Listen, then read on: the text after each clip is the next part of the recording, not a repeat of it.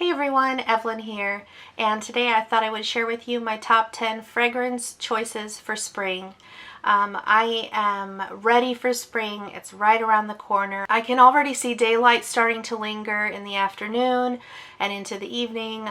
I can see the snow melting on the ground. Spring is just right around the corner and I can't wait. And so I picked 10 fragrances that I know I will enjoy wearing. Some of them I've worn in springs past, others I'm looking forward to wearing and truly enjoying for the first time.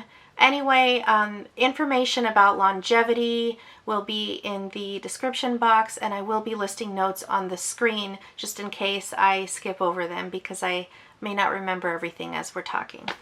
Anyway, let's go. So the first one I want to talk about is Burberry Brit For Her. And this is an eau de toilette, and it's very, it has a lot of green almond, and it has pear, and it's very fresh and sweet, just a touch tart. This was a favorite for me last spring, and I mean, all that, it's not like, I mean, there's still plenty of this left, but if you can see the usage, that was all from last spring. I loved it. Now, this doesn't last incredibly long. After a while, it doesn't project incredibly well, but it's a joy to refresh and reapply because I love the way this smells. It is so good. So optimistic, so beautiful. That is Burberry Brit For Her. My next choice is Shalimar Souffle de Lumiere, and this scent is very much like the way the packaging is set up. You know, it's it has a bit of a creamy lactonic base, but the top is very citrusy, very bright, very happy, and there's something almost effervescent or I don't know, a little fizzy about it, but a little bit creamy. It's very interesting. This sort of reminds me of a soda float, maybe with lemon lime, you know, Sprite or 7-Up or something, and then maybe some kind of sherbet thrown in. So the original Shalimar is very much in the background in this. I only catch a very slight hint. And I think that's mainly because this has citrus elements just like the original.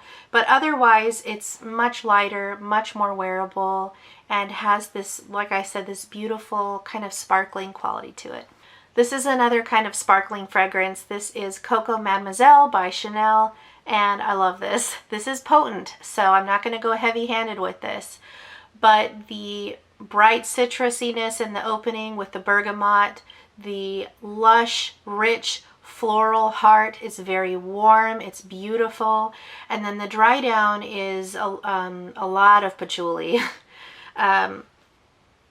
This to me is so feminine and so chic, but it feels modern still. I think this is great year-round, but I'm really looking forward to enjoying the floral aspect of this in the spring when, maybe on a bit of a colder day in the spring. As we get closer to summer, this might be a bit too much for me, but as we start spring and we're still, you know, as we begin spring and the cold from winter still lingers a little bit in the air, this is a good one. One of my favorites, this is Angel Muse from the House of Mugler. This is the eau de toilette. This is very similar to the EDP, but it doesn't have that super heavy patchouli. I do like the eau de parfum, I do, but this is lighter, easier to wear, but it's still very sweet, very gourmand, but different because of the vetiver in the base. The top has a lot of passion fruit and lemon, which is just a fun introduction to the fragrance, a fun way to open this. And then you still have hazelnut and cocoa spread in the heart, which is delicious. And then the base is all about that vetiver, and you still get a little more chocolate in the base as well as caramel. So it is very sweet, a little syrupy, but the fruitiness in the top makes this so much lighter and easier to wear than the EDP. Angel Muse Eau de Toilette. Love it. This is what I would consider a cold vanilla. This is Fancy Nights from Jessica Simpson. And the star of this really is, the 2 stars are really vanilla and patchouli. This also has papyrus in it. So it's very green and woodsy feeling. It's like reading a favorite book under a beautiful big tree in a forest somewhere, and maybe there's a waterfall in the distance that you can hear, and there are moss-covered rocks nearby and leaves all over the forest floor. It is so beautiful and enchanting, and I love it. And I love that it's a vanilla that doesn't have, you know, cupcakiness and caramel and tonka bean and all this other stuff going on. It's just vanilla with patchouli, papyrus. I think it's really unique and very special. Another enchanting fragrance, this is Lolita Lempicka from the house of Lolita Lempicka. I have this little baby, but I have a bigger bottle that I'm waiting to use after this is done. This has been reformulated, unfortunately, but if you still have the original, cherish it. It is so good, and it is getting more expensive and harder to find. This is violet and iris. It has vanilla, praline, cherry, almond, licorice, and it's very, very unusual, very powdery, very feminine and ethereal, and it's absolutely what a forest nymph or fairy would wear, but a little bit more exotic feeling and not like a Disney fairy. This is a little bit more enchanted than that. That is Lolita Lempicka.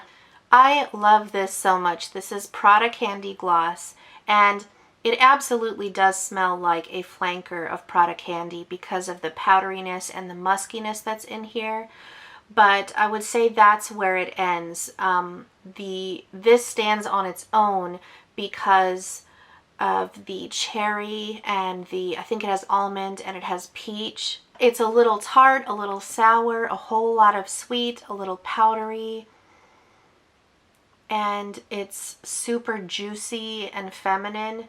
Prada Candy Gloss, it's so good. My next choice is actually Roberto Cavalli Signature, and this is Orange Blossom. Orange Blossom, I think it has benzoin, it might have vanilla in it.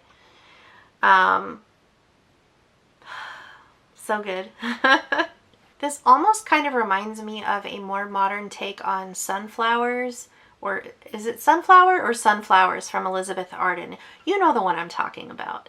But this is, it has that similar feeling, but this is, I think, a little more wearable to me, and it's really elegant. It's warm, but it's not warm in a sweet gourmand way or in a heavy vanilla way.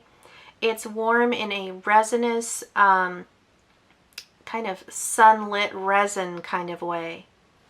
Roberto Cavalli Signature. This is an old favorite. DKNY Be Delicious. I've been wearing this since, I don't know, college. I love this so much. Green apple, sandalwood, lily of the valley. It has cucumber, other stuff I can't remember. But it's so good.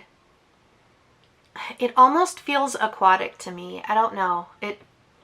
It's just different. It's different. It's fresh, but it's not necessarily ocean fresh. It's just, it's fresh and green without being planty or, you know, vegetal or anything like that. I think the combination of green apple and cucumber is just right.